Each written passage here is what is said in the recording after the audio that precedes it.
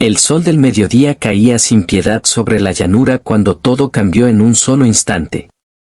El aire se volvió pesado, como si la tierra misma hubiera contenido el aliento, y un error humano, un gesto aparentemente pequeño, encendió una furia que llevaba generaciones dormida. Nadie imaginó que aquel día luminoso, bañado de polvo dorado y cielo abierto, terminaría marcando para siempre la vida de un ganadero y el destino de un pueblo entero. Si crees en la bondad, en las segundas oportunidades y en el poder de la empatía incluso cuando todo parece perdido, tómate un momento ahora mismo para darle like a este video, comentar, compartir y suscribirte al canal. Tu apoyo ayuda a que historias como estas sigan tocando corazones.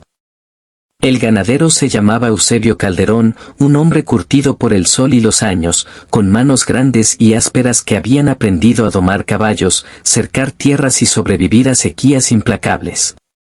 Había heredado esas tierras de su padre, y su padre de su abuelo, todos hombres que creían que la tierra pertenecía a quien pudiera trabajarla.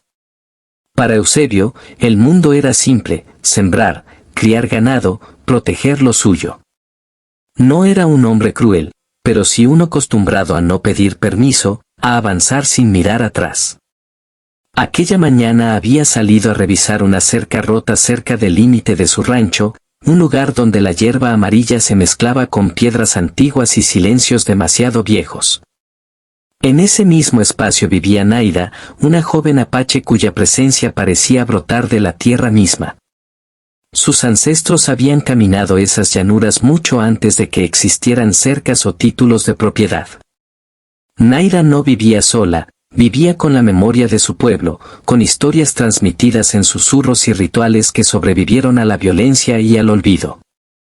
Para ella, cada piedra tenía un nombre, cada objeto un espíritu, y aquel lugar en particular guardaba algo sagrado, un antiguo amuleto ceremonial enterrado a medias, protegido durante siglos por la promesa de no ser tocado por manos ajenas. El encuentro fue inevitable. Eusebio vio un objeto sobresaliendo del suelo, una pieza tallada con símbolos que no comprendía, brillante bajo el sol como si llamara su atención. Pensó en venderlo, en llevarlo a la ciudad, en convertirlo en dinero para arreglar la cerca y comprar más alimento para su ganado. No vio peligro, solo oportunidad. Naida, que observaba desde cierta distancia, sintió como el corazón se le apretaba al ver al hombre acercarse.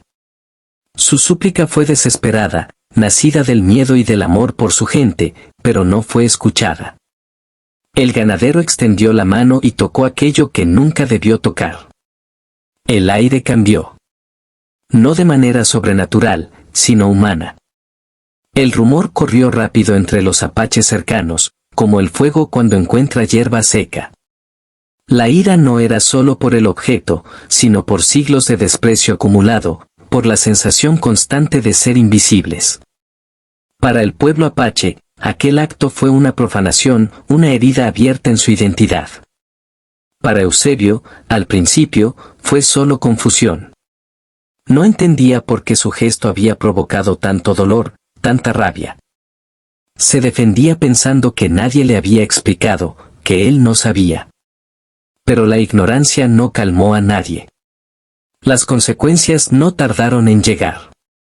El ganado de Eusebio comenzó a desaparecer misteriosamente, las cercas amanecían rotas y el silencio amistoso del paisaje se volvió hostil.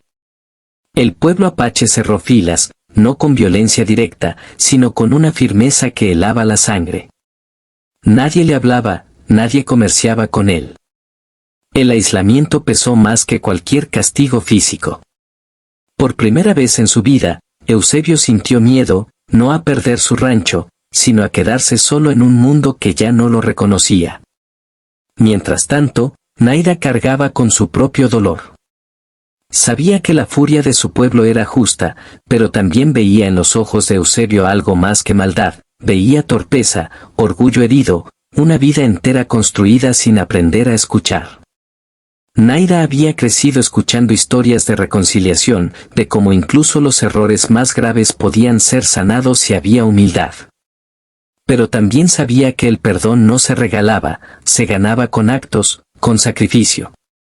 El sol seguía saliendo cada día, implacable, iluminando el conflicto sin resolver. Eusebio empezó a cambiar, no de golpe, sino lentamente, como la tierra cuando absorbe la lluvia después de una larga sequía. Dejó de intentar vender el objeto y comenzó a investigar su significado. Escuchó historias que nunca antes quiso oír, sobre despojos, marchas forzadas, niños arrancados de sus familias. Cada relato era un golpe al orgullo, pero también una grieta por donde entraba la comprensión. Por primera vez, entendió que su prosperidad estaba construida sobre el dolor de otros. El punto de quiebre llegó cuando una tormenta inesperada azotó la región en pleno día. El cielo se oscureció de repente, el viento levantó el polvo y el ganado se dispersó en pánico. Eusebio quedó atrapado lejos de su rancho, herido tras caer de su caballo. Fue Naida quien lo encontró, no por obligación, sino por humanidad. Lo ayudó a refugiarse, lo cuidó sin palabras innecesarias, dejando que el silencio hablara por ambos. En ese momento frágil, Eusebio comprendió la magnitud de su error más que nunca. La recuperación fue lenta, y también lo fue el camino hacia la reconciliación. Eusebio devolvió el objeto sagrado al lugar exacto de donde lo había tomado, siguiendo cada indicación con respeto. Participó en un ritual de reparación, no como protagonista, sino como alguien dispuesto a aprender. No todos en el pueblo apache aceptaron de inmediato, y eso también fue parte del proceso.